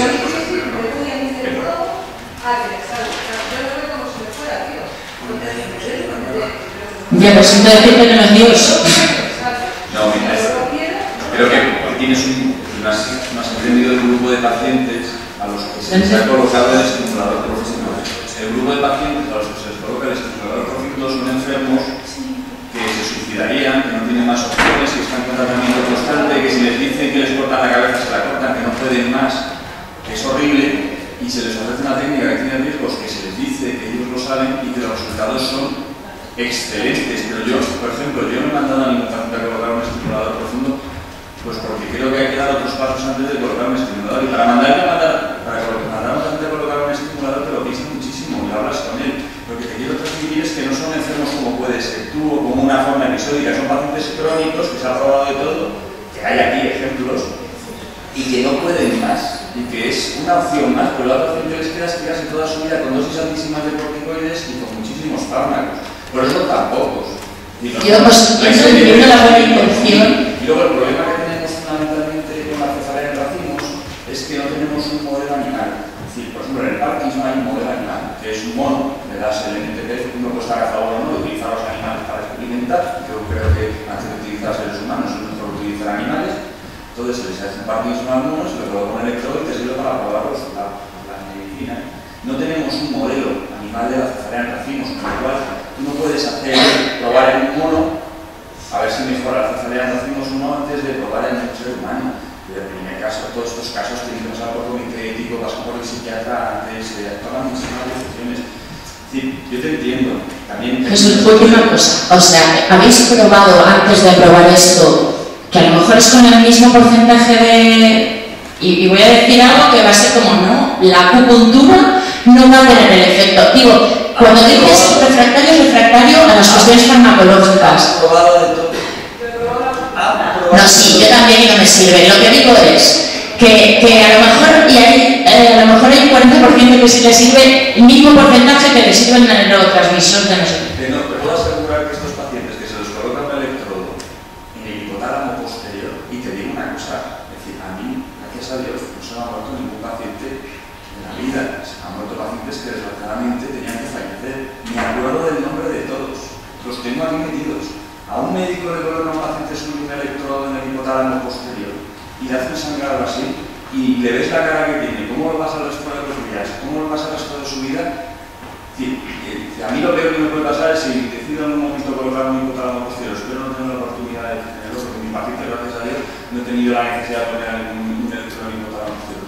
Se lo pongo, me sangra y fallece ese paciente, te puedo asegurar que no seré el mismo dolor por el resto de mi vida. Eso te lo puedo asegurar. Y que no miraré con los mismos ojos a los pacientes. Eso te lo puedo asegurar. O sea, para que tengas claro, cualquiera de nosotros que estamos en esta mesa, las decisiones que toman. Para mí, colocar un electrodo en el occipital, se lo cuentas al paciente, le dices que va a tener una petaca, te imaginas en su lugar. Claro, yo me imagino en la playa, con mi bañador, aquí con una cosa puesta aquí, me lo imagino. O aquí, en el culo, o en el abdomen, la petaca, me lo imagino. Me imagino a alguien que vaya y mueve la cabeza y se le suena, me lo imagino, se lo cuentas al paciente, claro, están son situaciones que son horribles, que su vida es un calvario. Tienes aquí ejemplos, o sea, que podrían comentarlo, que su vida es un calvario. Bueno, es decir, pero se sabe lo que hay, entonces tienes que mirar este porcentaje. Y yo estoy de acuerdo con las encuestas, es decir, yo tengo una cosa muy clara, yo estoy mucho de mis pacientes. Y de hecho, yo podría aquí decir, no, la eficacia que estimo ahora es del 50%, no, digo, a mí me da la sensación por mis enfermos que es más baja. ¿Por qué? Porque yo, mi obligación como médico es decir lo que hay en la ciencia y también decir mi sensación con los pacientes más baja. Pero al que la haya bien, aunque sea un 20%, que es 1 de cada 5, es muchísimo, porque son pacientes que no viven, que no pueden hacer nada, que no pueden salir de casa, que venían a la consulta, te llaman y dices, oye, Jesús, no puedo ir hoy porque es que estoy fatal. Claro, 1 de cada 5 es muchísimo, muchísimo. Es más, tengo una paciente que le iba mal, se lo recolocaron y mejoró. Y está feliz. ¿Por qué está feliz? Porque ha pasado a tener 4 meses a tener 2.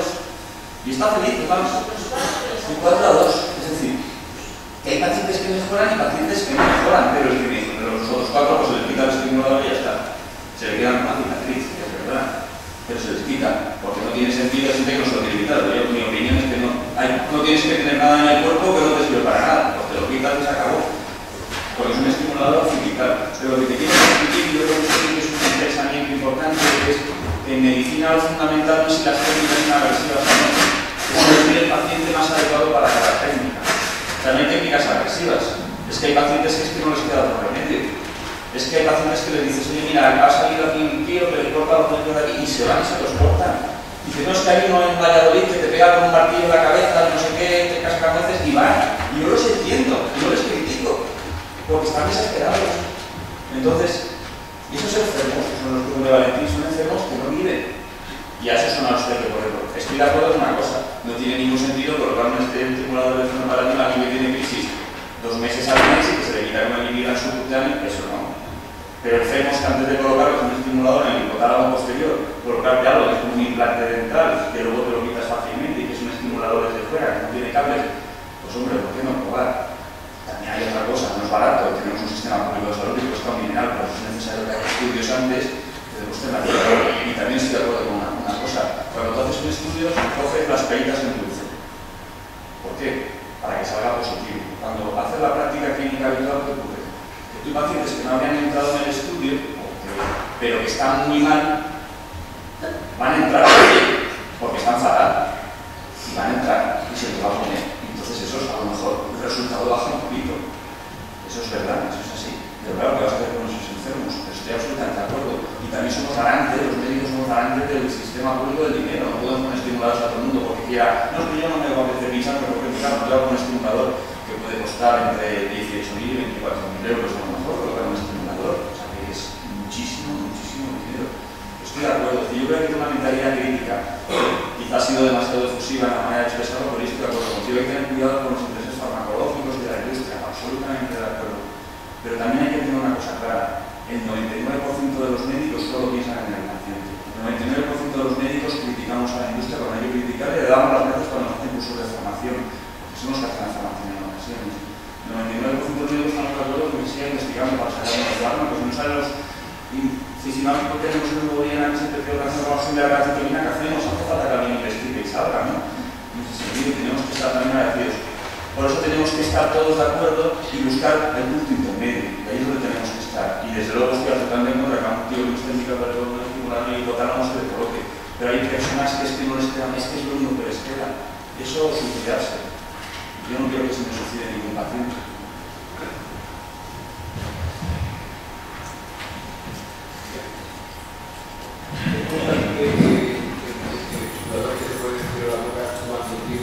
El ganglio, la tercera rama del principio o no se puede poner. No creo que se haya dado circunstancia a ninguno de los pacientes que han entrado, no se le responderme. Eso no sabría responderme. No sabría responderle si le va a funcionar. En teoría estás estipulando, como dice el doctor Porta, otra vía, pero no sabría responderle si eso ocurriría.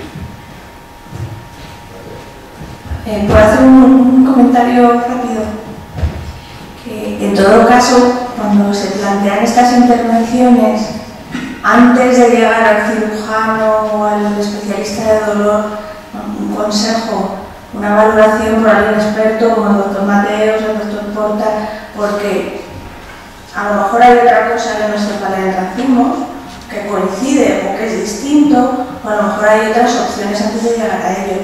Desde luego, si el doctor Porta o el doctor Mateos indican una intervención de ese tipo, o yo misma, es que hemos explorado otras muchas cosas. ¿De acuerdo? Gracias.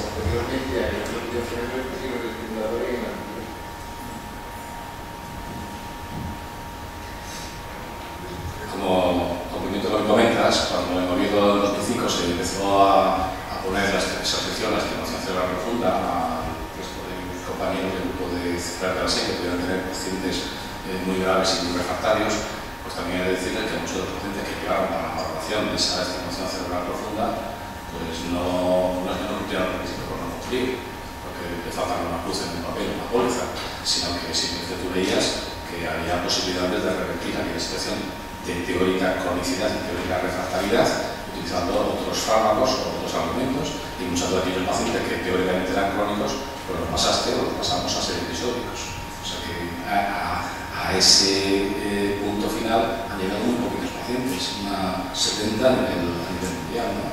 15 en España. Si hay 40.000 afectados en España, estamos hablando de una ínfima minoría de pacientes, pero que están, que no, yo sigo, si se me vuelve a presentar ese paciente, tengo que ofrecerle eso, éticamente tengo que ofrecerle eso,